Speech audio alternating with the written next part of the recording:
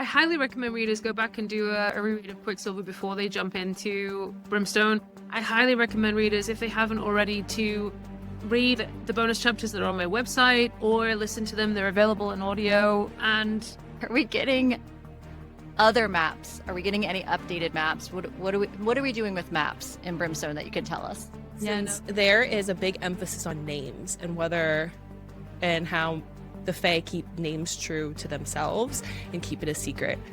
How many of the characters' true names do we know?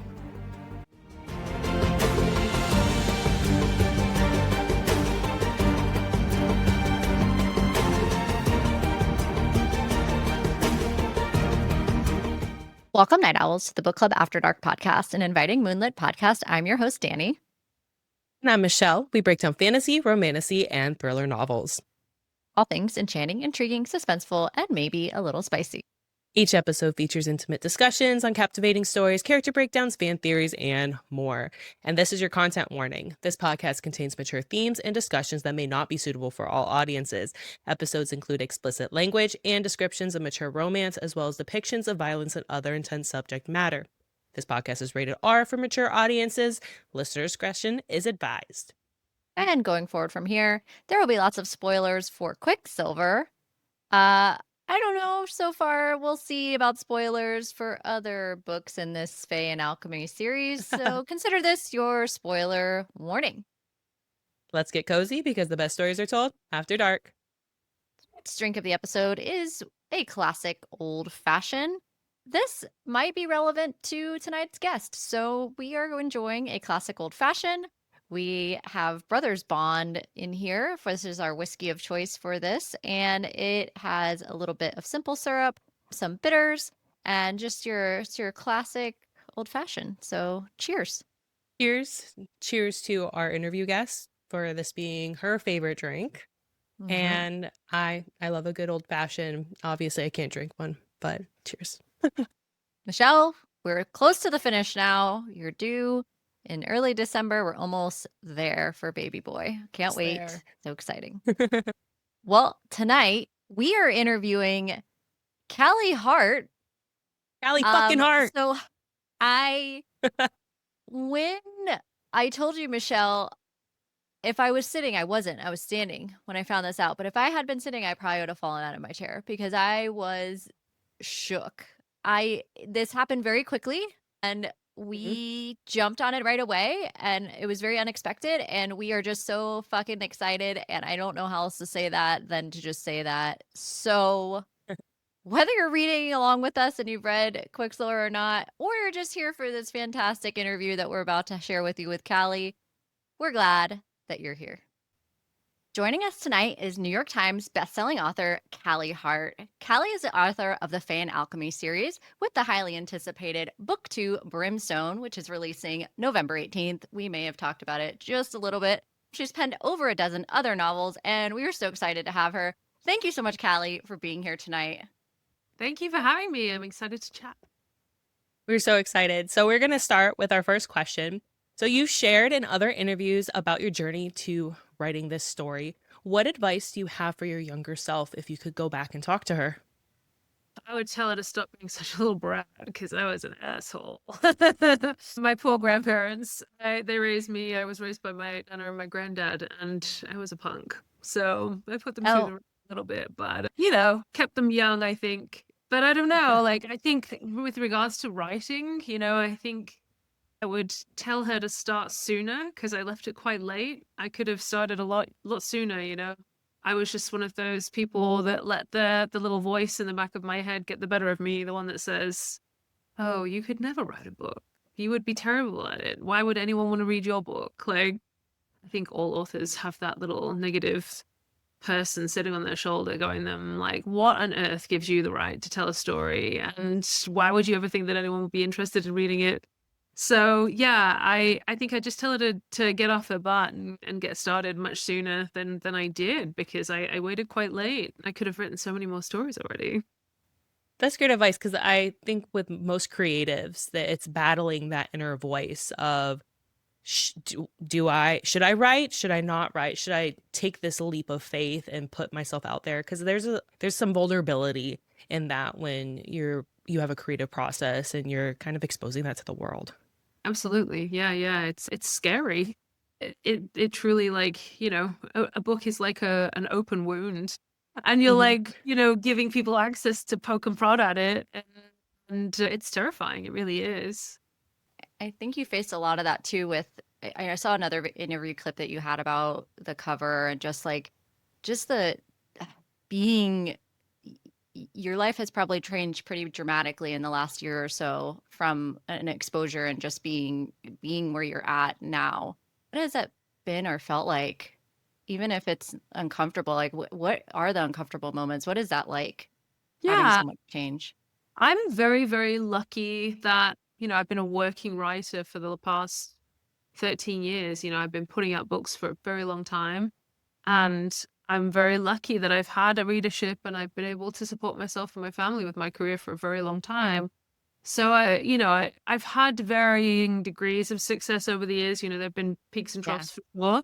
But I've had these, ups before, and this one's just on crack, you know what I mean? But I was kind of, I've been doing, the social media thing for a really long time. So Mm, I'm used to people saying mean things about me online, you know what I mean? Like that happens yeah. no matter who you are. It's just like the noise is a lot louder now. But I'm pretty good at tuning it out. I don't really read things online anymore. I don't really, I do try and engage online because I enjoy that, and I enjoy connecting with readers, and I enjoy like shooting the shit with people and being silly on TikTok and stuff like that, and baiting people a little bit, like. But A for the most, little. it doesn't really affect me anymore, to be quite honest, because That's I had great. 13 years worth of a lead time on this to kind of Yeah. like my skin got pretty thick already. With the cover, like fine, like people, it's been very polarizing. People have very strong opinions about, they had very strong opinions about the first one. They absolutely hated it. And now it's like, okay, I give you Um, guys what you want. And then everyone starts screaming again. And I'm like, I don't know what to do, guys. Like, I'm trying to help you here. Like, so yeah, like, at the end of the day, the book is what's important to me. And yeah. there's options on covers that are available still. The other one is still Yeah. available Beautiful. for the time being. Oh yeah, like you can't keep everyone happy. No, Absolutely not. definitely No. not. So, on the note of Brimstone, because in the interest of time, we've got to jump to Brimstone. We have to talk about it. I need to know one thing, and I don't know if you can do this or not, or if it's already out, but are you able to read us the first line by chance? Yeah, I can, because A, I have the book here randomly, like that was not intentional. But Oh my God, also how many B, pages is it? Can you tell us that? yes, it's I'll be it's 660 pages, and it should be actually longer than, I think book one was 624, but it should be longer than it is. Like it's been formatted in a way to kind of keep the page count down because it's cheaper to do that. So this book is nearly 20,000 words longer than Quicksilver. So there's wow. Wow. a bit more content to it. The first line, I mean, the samplers have the Yeah. first three chapters, I think, in it. So Mhm. that's Hmm. been out for ages. But the first line, Or maybe a better framed question would be like, what's a line you want us to know or that you yeah, would like to share with us? Maybe that's a better question. We yeah, reframe I it. mean, it would be a million years for me to find something that wouldn't actually spoil the whole story. I don't know. Let me have a flick. Let's just go to page 127, and we'll go to the Okay. fifth line and see what's up. Okay. Sounds good. Yeah. 1, 2, 3, 4, 5. Okay. I can read this line. It doesn't give you any information, but it says, "Dad, Ren's face was grave, but he nodded. The vast majority of them were there waiting for us at the rally point." That's it. That's it. Cliffhanger. Who knows who they Oh, are? Or what the rally Ren. Or is? yeah, where's Ren? Where? Who knows? Oh my gosh. Okay. Yeah. Not I don't know what to do with Anticipation. it yet. So, in writing this novel, do you have a favorite chapter, or maybe a favorite scene that you wrote in throughout this process? in Brimstone in particular. Mhm. Mhm. Yes, I do. I do.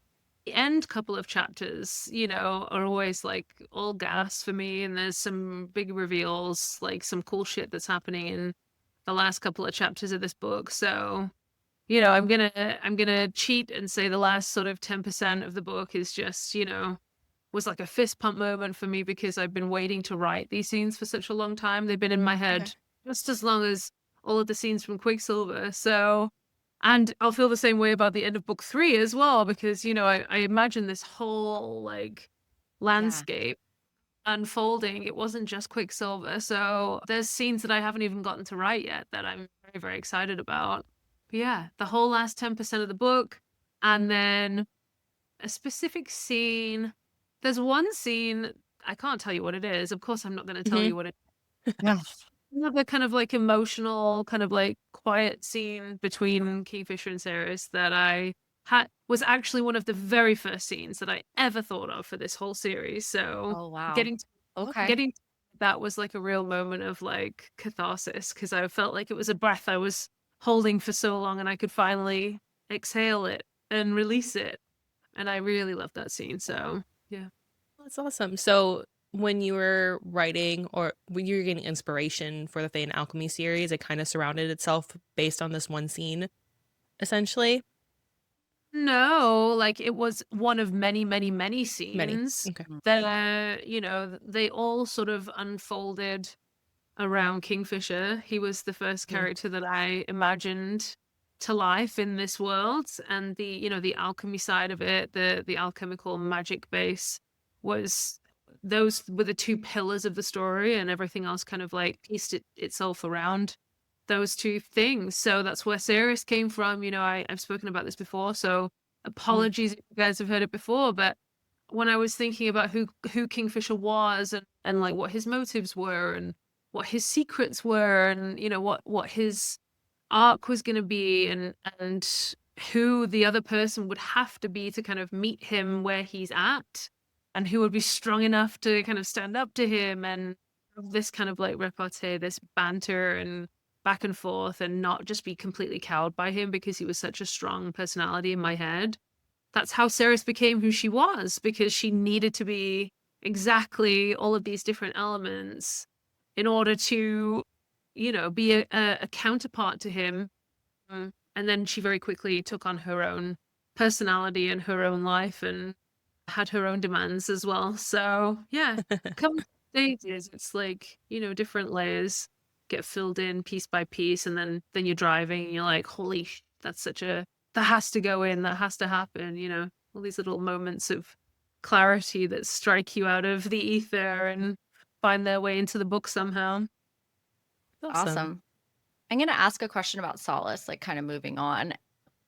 I want to first say that I do think Ceres and Kingfisher are just some of the best characters I've ever read. I've enjoyed their story, and I think that Kingfisher's secrets, there's a lot to unpack there, but I'm gonna leave it for just a minute to ask a question about Solace, because I want to know regarding power transfer and what these swords kind of give you. How do you imagine Solace's power in terms of wielders? Is there like a rebirth there with any of that, or how does that kind of work as far as like magic and things like that for the wielder of a sword? You mean, if a sword is passed from one person to the next, do they have the same powers, or as the original? No, I don't think that that's true at all. I think it's very individual and unique to the person who gets the sword. Yep. Okay, follow-on question to that. There's a specific scene in the Darn with Ceres, where, how should I frame this? How much should we be watching the passage of time? Is there? It seems like there's important. Your eyebrow goes up. It seems like it's pacing in certain elements with Ceres and Solace, and I'm wondering how much we should be paying attention to that. You should pay attention to everything, because everything is there for a reason. The answer I propose.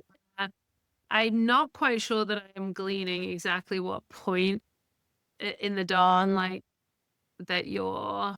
There's a moment with Renfest and Saris. And it seems like for Saris, while she's describing what's happening, the time seems to really slow down for her. And we're Okay. wondering how much that's connected to the story.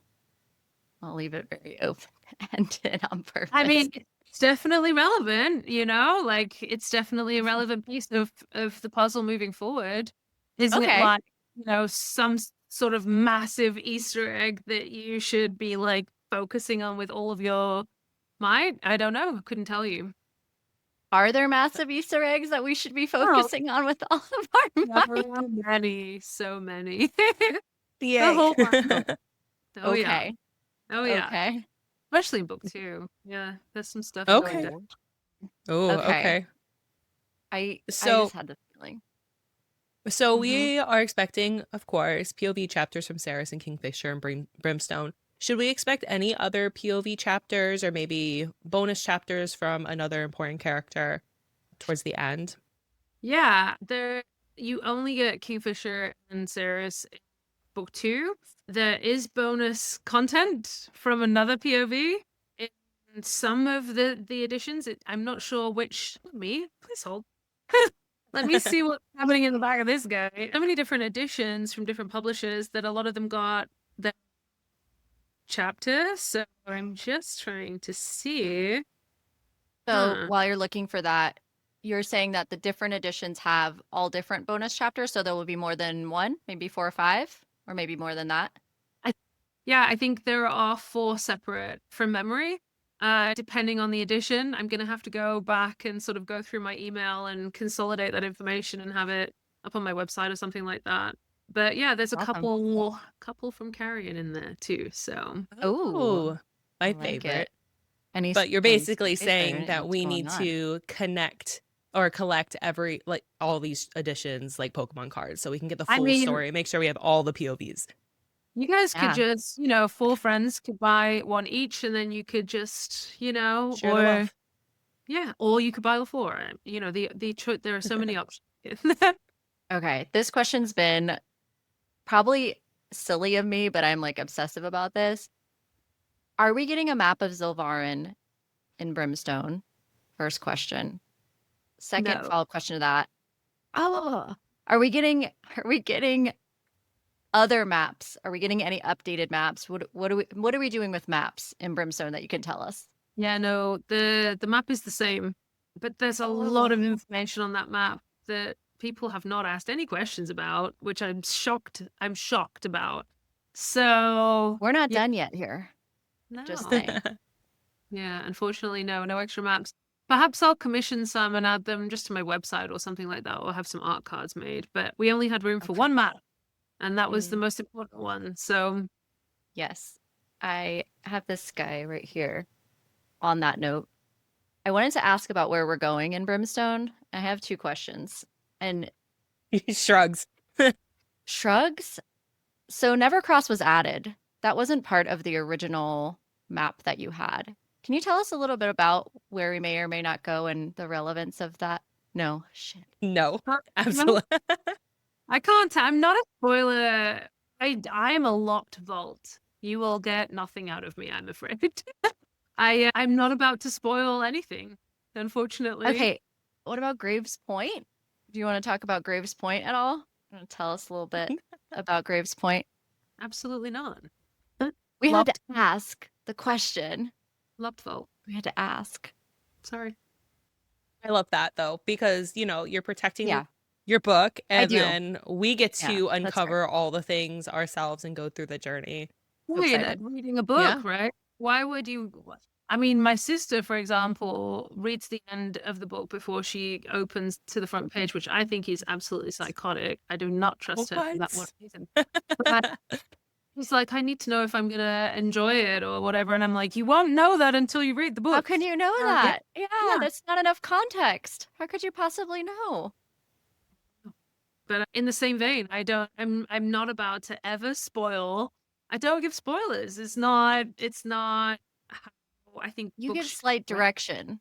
Nope. So Sorry. little tiny little slivers of a little direction never hurt It's anybody. like, no, Just- you get nothing. Locked vault. Sorry. There we go. Okay, Fine. so this is a question on the Quicksilver specifically because one, I love the way the Quicksilver is portrayed in the audiobooks. Your audiobook is probably one of my favorites just because you So have good. two phenomenal voice actors and the way the Quicksilver talks, it's so haunting and I just love it. So, what connection, if there is one, does the Quicksilver have to the gods? I mean, there's a lot of information that's in the book already that shows the Yeah. connection between Quicksilver and the gods. Uh-huh. Mhm. And anything that's not in the book is a spoiler. So sorry. Can we talk about like the pool with the tree? Can we like with the Quicksilver? Like, do we have? What do you want to know? Like the information that you have is the information that you have. I cannot give you anything else, and I will not about anything. All right. All right. All right. All right. Okay. My question for you now is related to specifically to the chapter in the maze, the bonus chapter, and related to Talladega in general. This fully shaped and changed my view, and I think Michelle's view as well, of Talladega as a character. So I know that it was fully with intention that was what you wanted to have happen, and it made me see him in a very different light, hopefully intentionally. How important is Talladega in Brimstone and through the remainder of the series? And what about the bond that they're going to share? Is there a love triangle possibility? Kingfisher does not seem the type of man to share in any Nope. sort of way. So I'm curious about that. What should we be paying attention to there? Tal is super important to book 2, absolutely. But as to his relationship with Kingfisher or Ceres or anyone else, guess what? Just like a little tease, like a little. Nope. This whole podcast is just me gonna be going, nope. Nope, nope. Oh, Okay, so since that's a spoiler, and I think this question, I don't. Okay, follow up. Next question. Since there is a big emphasis on names and whether and how the Fae keep names true to themselves and keep it a secret, how many of the characters' true names do we know? None. Because they all have, true names, and to share that information puts you at risk. So you don't know anybody's true name. Yeah. I That's have awful. a follow-up to that as far as trustworthiness, and I don't want to say that this is specifically well, I guess it's a spoiler, damn it. Who is like a very much green flag in the clear, we don't have to worry about person that we have in Brimstone? Anyone? I mean, again, that's a spoiler. Who would I be willing to throw under the bus like that, or like, give you that kind of information? I suppose, let me think, if there's someone that I'm willing to, I think, you know what? I'm just gonna have to leave you hearing for everybody's, because it is a spoiler. You don't do this. Oh, God. Diabolical. Okay. That's Sorry. okay. All right. Let's talk about dragons real quick. So I want to ask on the dragon front, we have the Agen Gate prequel chapters. How much, with Brimstone being the title of this book and the relationship to the alchemy piece of it being titled Brimstone, but also the dragon piece, should we anticipate some dragon families coming in? I think it was very interesting with the map additions. I'm trying to figure out a little bit of where we're going to go with dragons in this series. Couldn't say. It's a spoiler. And I don't do this. Yep. None. Okay, maybe this one isn't so much of a spoiler. So there is speculation on the importance of Onyx. Is Onyx going to continue to be an important part of the story in Brimstone? Yes. Okay. That is all Yeah. I can say. Yep. That's That is an answer. He's alive, like, at the beginning of the book.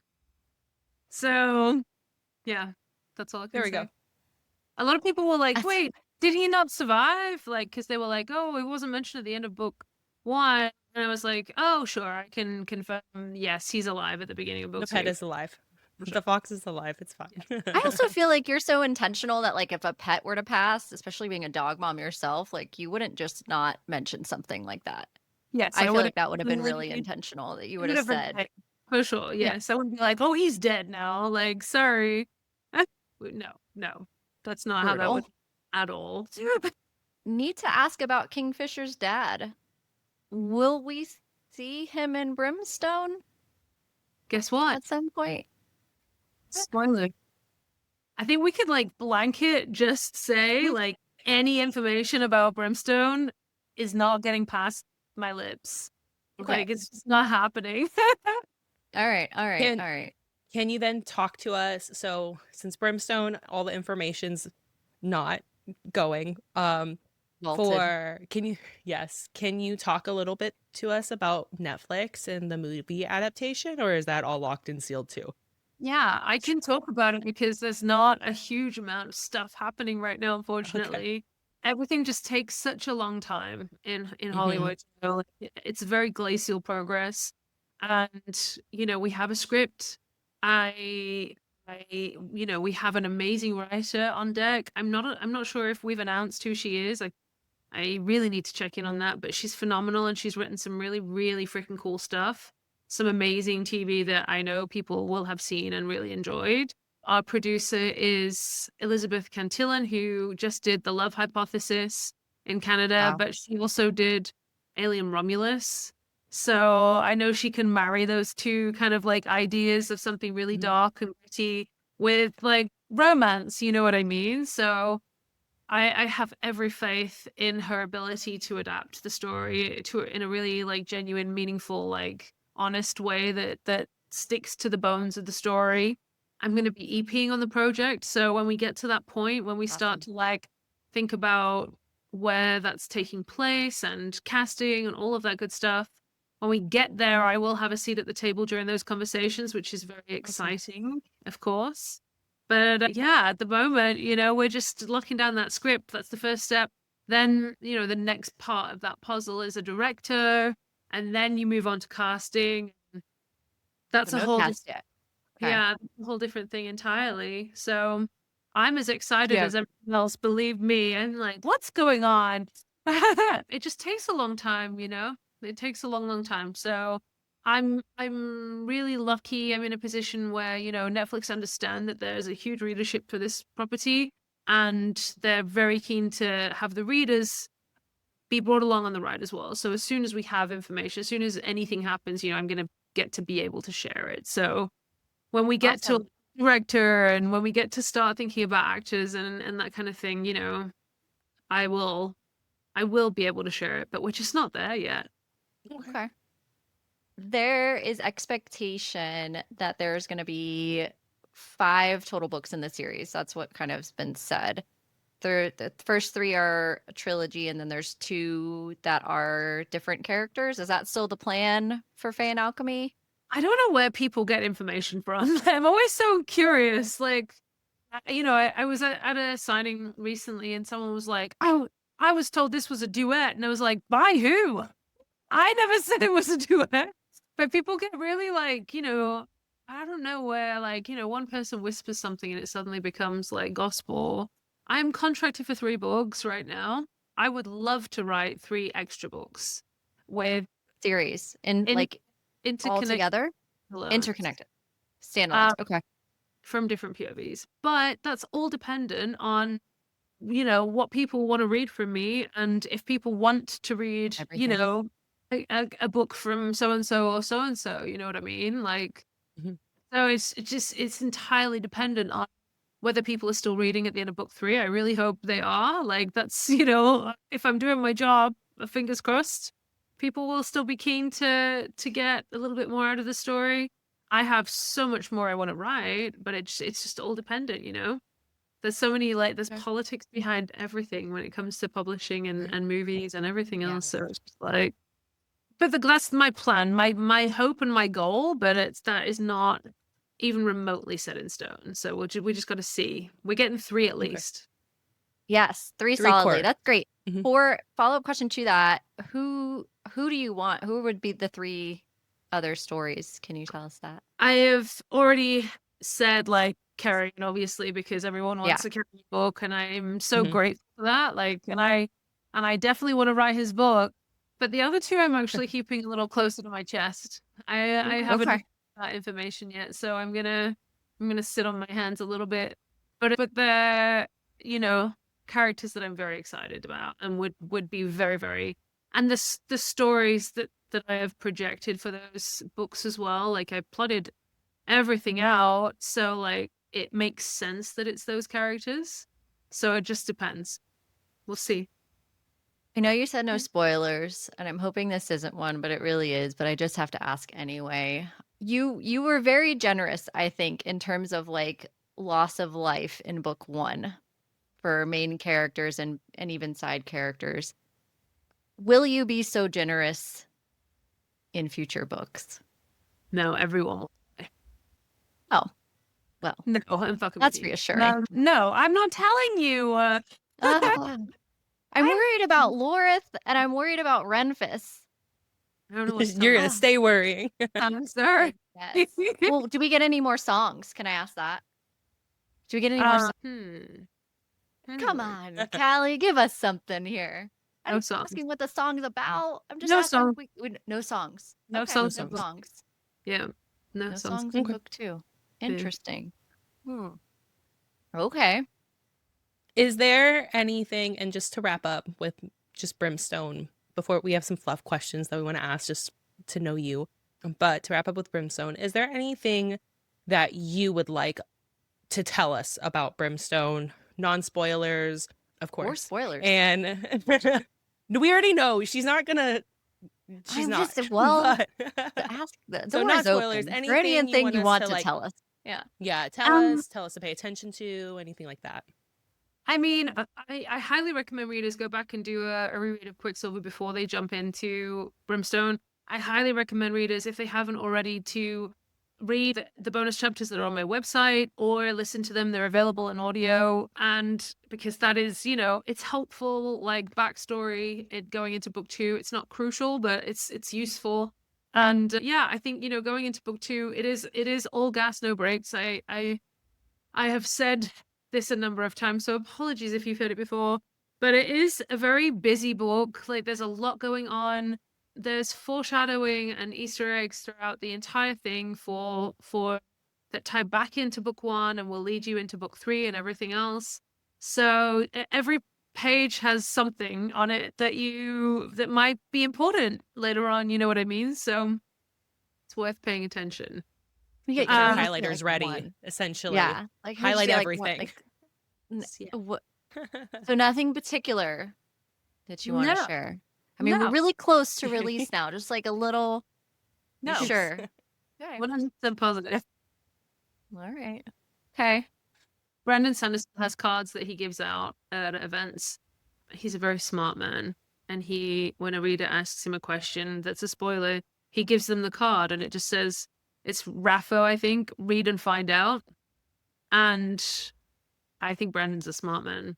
Maybe I should Okay. get Just a sign, read and find out. Well, I think that it's a true testament to how much we love what you've built. I just us having this interview, I literally screamed and text Michelle in all capital letters that we're interviewing Callie fucking Hart, because like that to us is just like That's cool. Thank you. we spent so much time on Quicksilver. We've talked to so many other people that have absolutely loved your book on our show. So many interviews and just the outpouring of love that we have for this series. I don't think that I want you to know that it has literally been such a positive impact. I like Saris's story so much. She's such a fucking badass. She really is. And like I love her. She's like one of her, I think somebody was asking like, "Oh, what scene do you want to see the most in the book come to life on screen?" Which is actually a great question for you. So I'll let you answer that in a second. But for me, I want to see that first gauntlet scene with Saris. Like to me, that I know everyone loves Kingfisher and I want to see him and I love all of it. But when I first picked up your book, what hooked me, that kept me reading, was her. I love her so much as a character. And it just, her Zilvarn story and just like that whole opening scene is just going to be insane. And like, speaking of that, I knew exactly when she went like this with like the dirt and she sees it rise, I was like, oh shit, we are in for something here. What are we got going on? And I was immediately like, we're about to go for a ride. And so I was already so excited. But okay, so last question. What would you want to see? What are you excited to see on screen when we get the adaptation? I mean, I'm very excited for that scene too. That was a very intentional scene. You know, the first chapter of any book is really a vehicle to show you exactly who you're going to be spending time with as you read. And I spent a long time working on that scene, that chapter with her, to really demonstrate who she was as a person, what her environment was like, what her conflicts were, what her motivations were, what she was willing to do to you know, in order to accomplish the things that she wanted to accomplish.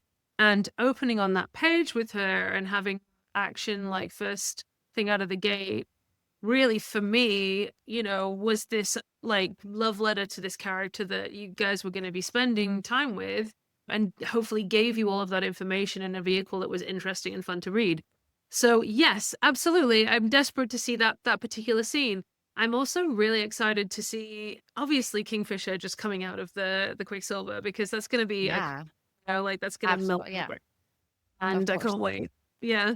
But there's so many other scenes, you know, there's really quiet, like emotional scenes that beats that I love in the book that, you know, I hope are make the final cut, because obviously we can't do the whole thing verbatim, but yeah, I love the little secret moments where you start seeing of Kingfisher's defenses drop, or you know, you get a peek into past the wall through the cracks as to into who he is, you know.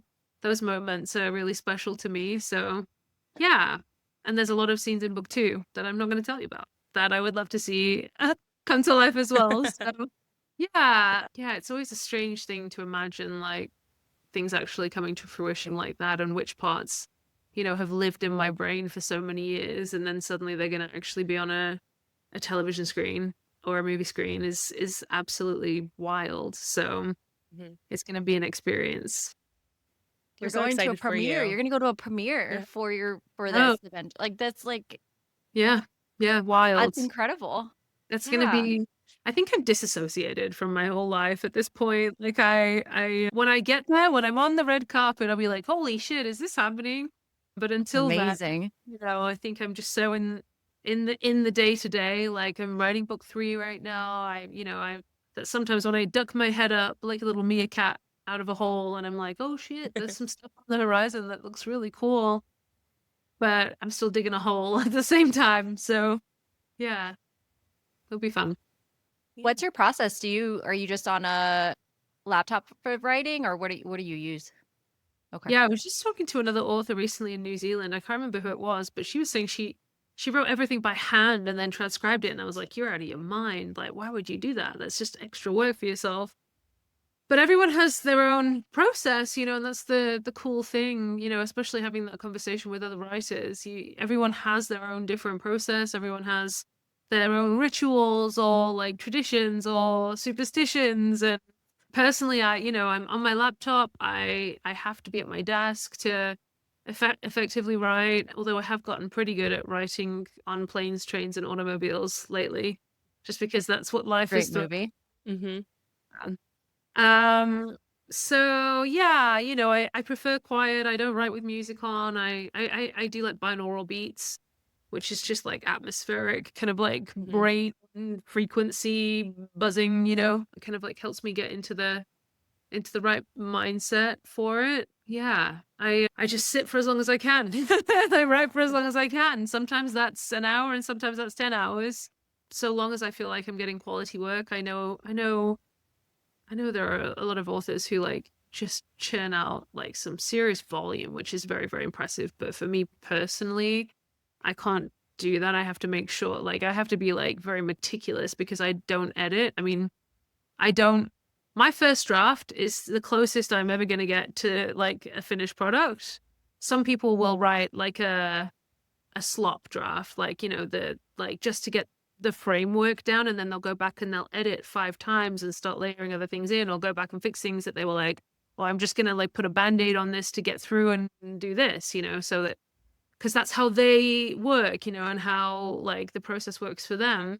But for me, I hate going back and having to like spend huge chunks of time fixing things or, layering in details or like, going back and like doing research for things that I couldn't be bothered doing at the time. So I will like make sure that it is as close to perfect by the time I write the end as I physically humanly can. And then I'll like, obviously I will go back and make sure that there are no glaring holes and like plot holes for people to fall down. But yeah, I think that's the name of the game. Bum in the chair and hustle.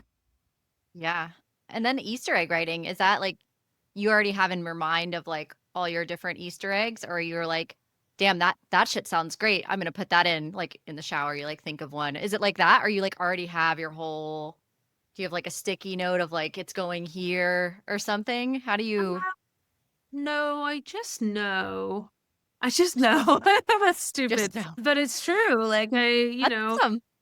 I do plot now very, very loosely. I write, 3 or 4 like bullet points on a cue card when I'm sitting down to write so that I know, the beats of what's happening in the scene, why it's important, and what it means to the story moving forward or how it ties in the back, So I've got like a little card for that, but I don't write the minutia on it. And the Easter eggs are just, I don't know, they're just there.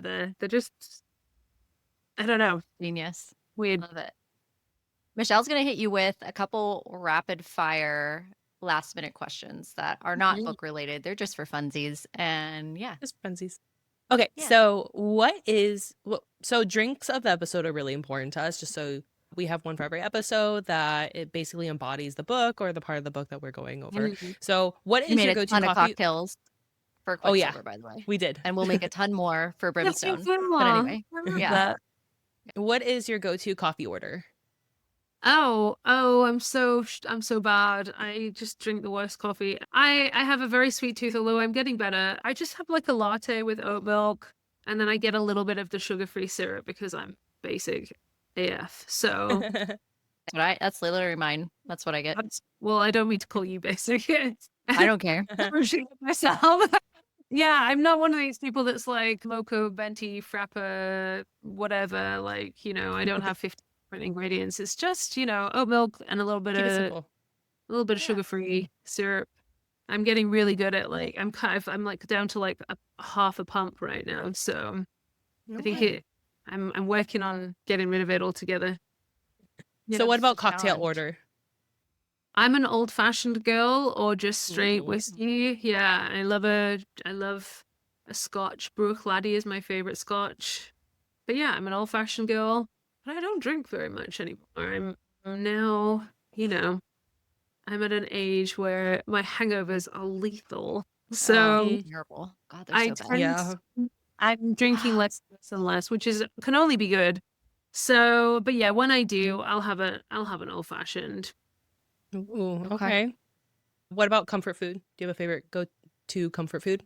Yeah, pasta, but I can't have it because I can't eat gluten. So, like, I No. love pasta and I love bread. Like, I love carbs. I love gluten, and it does not love me, so I can't have it, or I'm not allowed. But yeah, like that kind of stuff. And also, like, there are some like things from the UK that scratch an itch in my brain. There's a chain of like bakers in the UK called Greg's, and they have like Oh. sausage rolls and they have pies like steak and kidney, steak and ale pies, that kind of. Mhm. I can't eat them anymore. So yeah, Oh, I think man. I think fruit has to become my new comfort food. I don't know how I'm gonna like keep that in Oh. my brain, but Well, you know how that goes. Last question. Oh, What are you currently reading?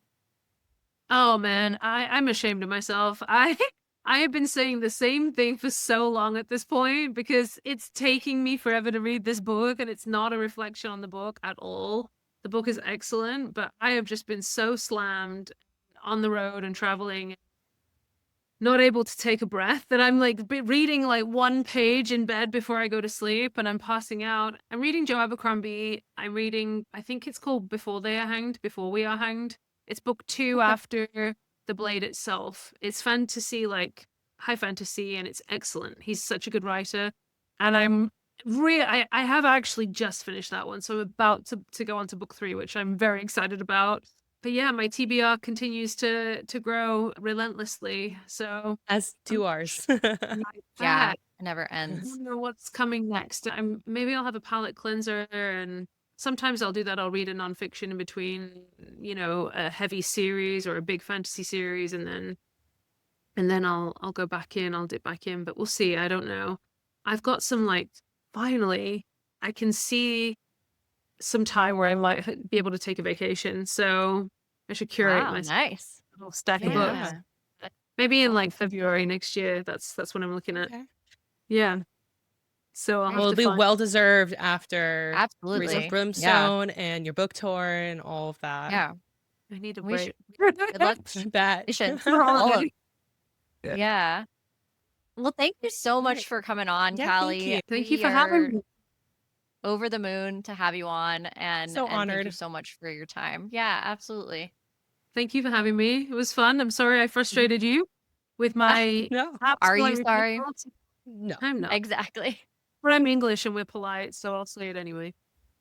Thank you guys. No, thank you. All right. Thank you, Callie, so much for being on the show. We had a I blast. think we learned a lot. Yeah. Oh, Even we though she didn't definitely had a tell us blast. shit, but we learned a lot. I mean, she did, We but she learned a lot. lock and key We learned a lot. spoilers. Oh, yeah. Yes. Which I love, to I be do too. honest, if I'm being honest. I kind of Yeah. love that because Like, I'm we really, want I was spoilers, already but we excited, actually but now I'm don't. like, yeah, exactly. Like, what is that? That's a reader for you. Well, let's talk about our events. So we have a couple events before we wrap up this episode. We are going to be attending for Brimstone. We are actually going to be attending the New Romantics special event that they have the night of release. So this is not a midnight release. This is the night of.